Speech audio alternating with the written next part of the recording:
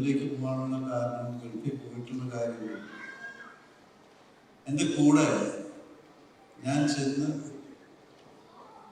Shop തുറക്കുന്ന അന്ന് മുതൽ എൻ്റെ കൂടെ വർക്ക് ചെയ്യുന്ന 2 പേര് ഇതിനകത്തുണ്ട്. ഒന്ന് ആൻ്റണി ചേട്ടൻ വന്നിട്ടുണ്ട്, പഴയ PR, സെയിൽസ്മാൻ, ജനറൽ മാനേജർ എല്ലാം കൂടി ആയ ആളാണ് ആൻ്റണി ചേട്ടൻ.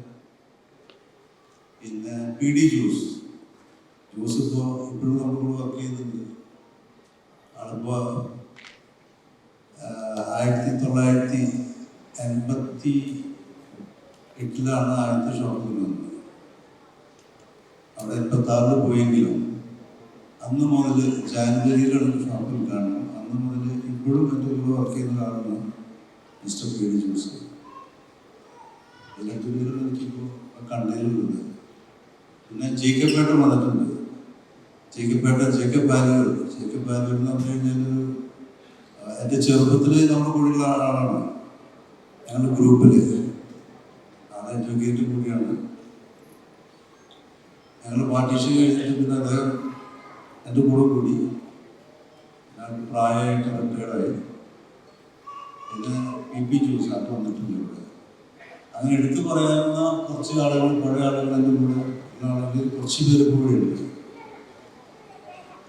ഒറ്റ വാക്കിൽ പറഞ്ഞു കഴിഞ്ഞാൽ ഈ സ്ഥാപനം ഇന്ന് ഇങ്ങനെ ഇരിക്കുന്നത് നിങ്ങളെപ്പോലുള്ള നിങ്ങളും ഉള്ളതുകൊണ്ട് മാത്രമാണ്.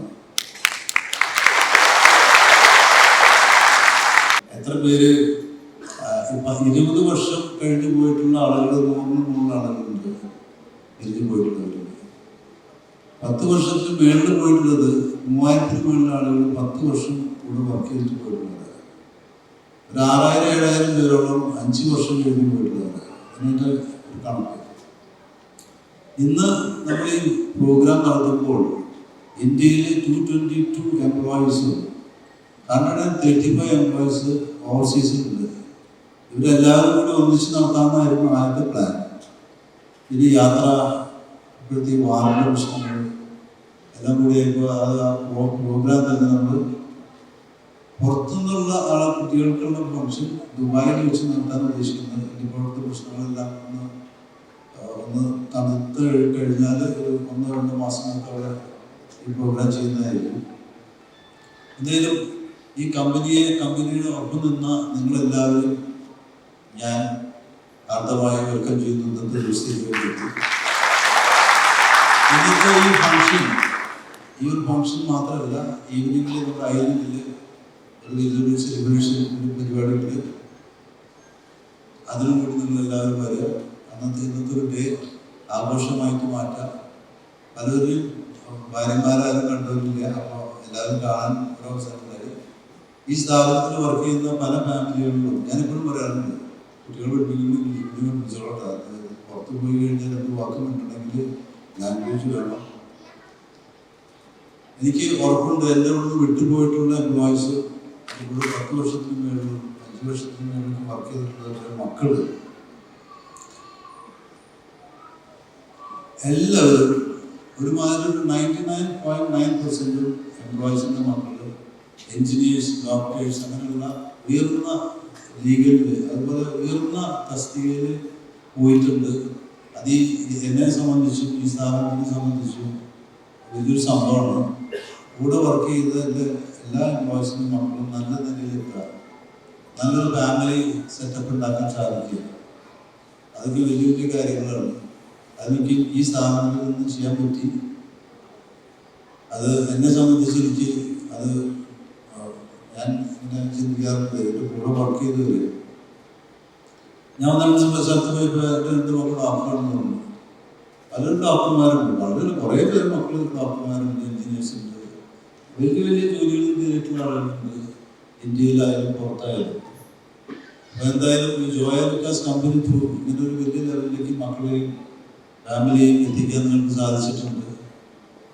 പിന്നെ എല്ലാത്തിനും ദൈവത്തിനോട് ഞാൻ നന്ദി പറയുന്നു.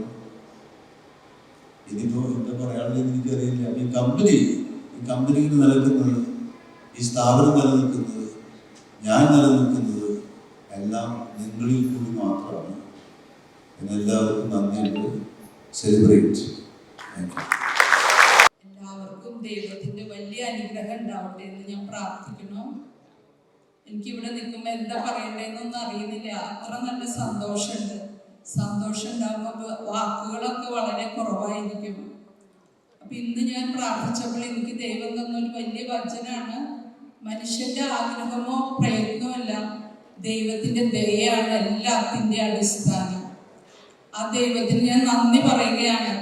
മനുഷ്യൻ പല പദ്ധതികളും വിഭാവനം ചെയ്യും, പക്ഷെ അതിൻ്റെയൊക്കെ അന്തിമ തീരുമാനം ദൈവത്തിൽ നിന്ന് മാത്രമാണ്. അതുകൊണ്ടാണ് ഇന്ന് ഈ സ്ഥാപനം ഇത്രയധികം മുന്നോട്ട് പോയത്. 40 വർഷം മുമ്പ് ആലോചിക്കുമ്പോൾ ജോയേട്ടൻ ദുബായിൽ പോയി. അതിൻ്റെ പിന്നോട് ചേർന്ന് ഞാനും എൻ്റെ കയ്യിലൊരു കൈക്കുഞ്ഞുമായിട്ട് ജോൺ പോളിനെയും കൊണ്ട് ദുബായിലേക്ക് പോയി. ഒന്നും അറിയാത്തൊരു കാലഘട്ടം. പക്ഷെ അന്ന് ദൈവത്തിൽ ആശ്രയിച്ച് മുന്നോട്ട് പോയപ്പോൾ അതിനു വേണ്ട കാര്യങ്ങളെല്ലാം ഹോളി സ്പിരിറ്റ് നമുക്ക് നൽകി. അങ്ങനെ 38 വർഷത്തെ ആ ഒരു കഠിനാധ്വാനത്തിന്റെ ഫലമാണ് ഇന്ന് നമ്മളിവിടെ കാണുന്നതെല്ലാം. ഞാൻ ദൈവത്തിന് ഒരിക്കൽ കൂടി നന്ദി പറയുകയാണ്. ആദ്യമായിട്ട് ജോയിന് ഒരിക്കൽ കൂടി നന്ദി പറയണം. അത്രമാത്രം കഠിനാധ്വാനം ചെയ്തതിന്റെ റിസൾട്ടാണ് ഇന്ന് ഉള്ളത്. പക്ഷെ ആളൊരിക്കലും എത്ര കഠിനാധ്വാനം ചെയ്താലും ഒരു ടെൻഷനായിട്ട് അത് വീട്ടിൽ വന്നിട്ട് ഞങ്ങൾ ബുദ്ധിമുട്ടിക്കാറില്ല. എപ്പോഴും തമാശയൊക്കെ പറഞ്ഞ് സന്തോഷത്തിലാണ്. അപ്പൊ അതിന്റെ പിന്നിൽ ഞാനും അങ്ങനെ ലയിച്ച് അങ്ങനെ മുന്നോട്ട് പോയി. സ്ഥാപനങ്ങൾ അങ്ങനെ വളർന്നു വന്നു. ഇന്ന് നമ്മൾ കാണുന്ന, എനിക്ക് നമ്പർ ചോദിച്ചാൽ അറിയില്ല, നിങ്ങൾക്കൊക്കെ അറിയാം എത്രയാണെന്നുള്ളത്. അത്രമാത്രം നമ്പറുകളായി എല്ലാവരുടെയും കഠിനാധ്വാനമാണ്. എനിക്കറിയാം സ്ഥാപനത്തിൽ ഓരോ മക്കളുടെയും കഴിഞ്ഞ നമ്മളുടെ കൂടെ ഉണ്ടായിരുന്നു. ഞാനിപ്പോ കണ്ട അന്തോണി ചേട്ടനെയൊക്കെ, പഴയ സ്റ്റാഫുകൾ, അവരുടെയൊക്കെ വലിയ കഠിനാധ്വാനം. ഇപ്പൊ പി ഡി ജോസ് ഉണ്ട്, അവരൊക്കെ ആരംഭത്തിൽ ജോയിന്റെ കൂടെ ഉണ്ടായിരുന്നവരാണ്. അതിനുശേഷം കുറെ സ്റ്റാഫുകളാകുമ്പോൾ എനിക്ക് അവരുടെ പേരുകളൊന്നും പറയാനായിട്ട് അറിയില്ല. കുറെ സ്റ്റാഫുകൾ ഉണ്ടായി, പലരും കഠിനാധ്വാനം ചെയ്തു. എനിക്കറിയാം പലപ്പോഴും പല കേസുകളൊക്കെ ഉണ്ടായിട്ട് ലോക്കപ്പിൽ വരെ നമ്മുടെ പല സ്റ്റാഫുകളും പോകേണ്ടതായിട്ടൊക്കെ വന്നിട്ടുണ്ട്. എല്ലാവരും അതിൽ ഒത്തുചേർന്ന് മുന്നോട്ട് പോയപ്പോഴാണ് ഈ സ്ഥാപനം ഇന്ന് ഇത്ര വളർന്നത്. പഴയ പല സ്റ്റാഫുകൾ എനിക്ക് കാണാനായിട്ട് സാധിച്ചിട്ടുണ്ട്. ഇന്ന് 222 സ്റ്റാഫിനോട് തെരഞ്ഞെടുത്തിട്ടുണ്ടെങ്കിലും അവരുടെ പിന്നിലെ കഴിഞ്ഞ തലമുറകൾ അവരുടെ കഠിനാധ്വാനം മൂലമാണ് ഇന്ന് ഇവർ ഇത്ര നന്നായിട്ട് ഇവിടെ ശോഭിക്കുന്നത്. എനിക്ക് ആത്മീയമായ മേഖലകളാണ് നിങ്ങളോട് അധികം പറയാനുള്ള. ഭൗതികമായിട്ടുള്ള മറ്റു മേഖലകളൊക്കെ ജോയേട്ടൻ പറയും. അപ്പൊ ഇവിടെ വരാൻ കഴിയാത്തവരെ ഓർത്ത് ഞാൻ ദൈവസന്നിധിയിൽ നന്ദി പറയുകയാണ്. ഇനിയും കുറെ പേര് വരാനുണ്ടായിരുന്നു. സീനിയർ സ്റ്റാഫുകളൊക്കെ ഇവിടെ നിന്ന് പോയവർ, അവർക്കൊന്നും ചിലർക്ക് വരാനായിട്ടൊന്നും സാധിച്ചിട്ടില്ല. അവരെയൊക്കെ ഓർത്ത് നന്ദി പറയുന്നു.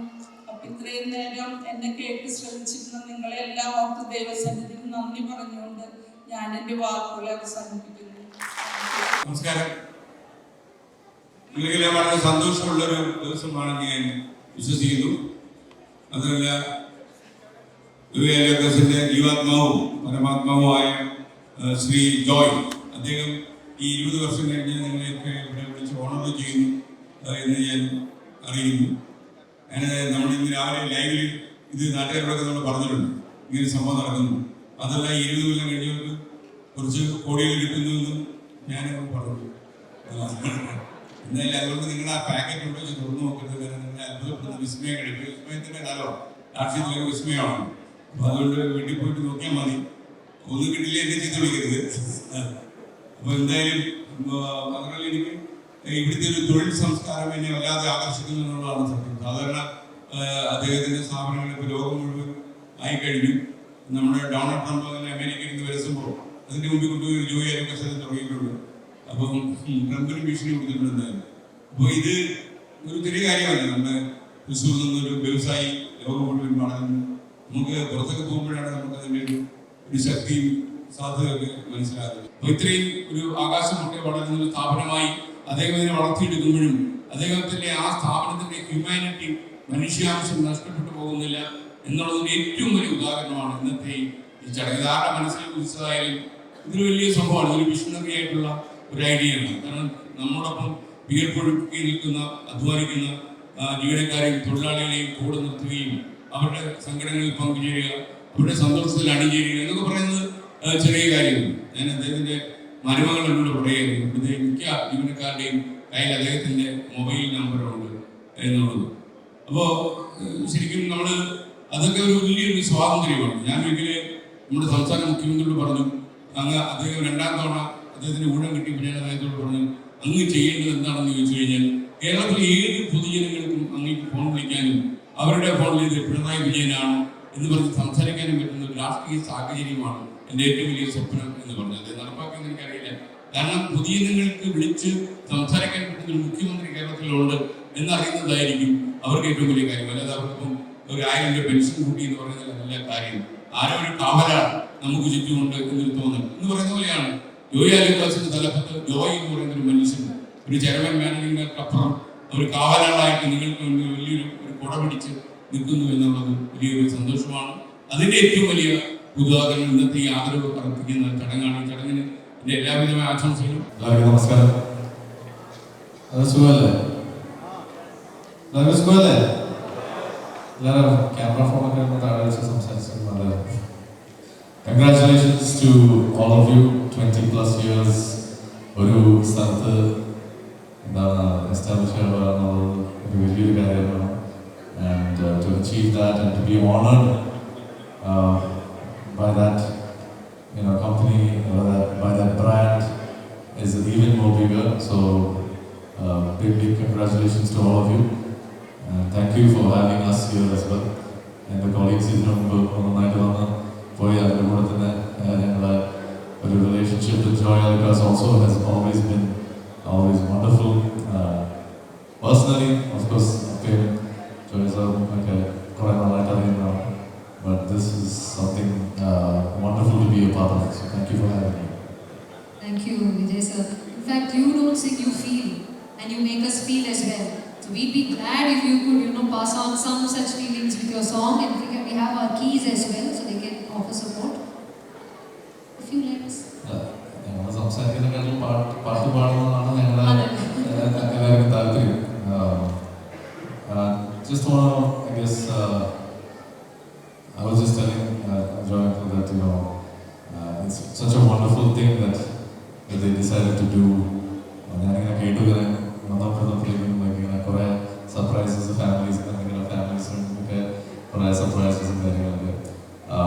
So it's always when you lead with kindness and when you lead with that kind of thing, അത് ഭയങ്കര ഒരു ഇൻസ്പിറേഷണലാണ്. Makes you want to be better for yourself also.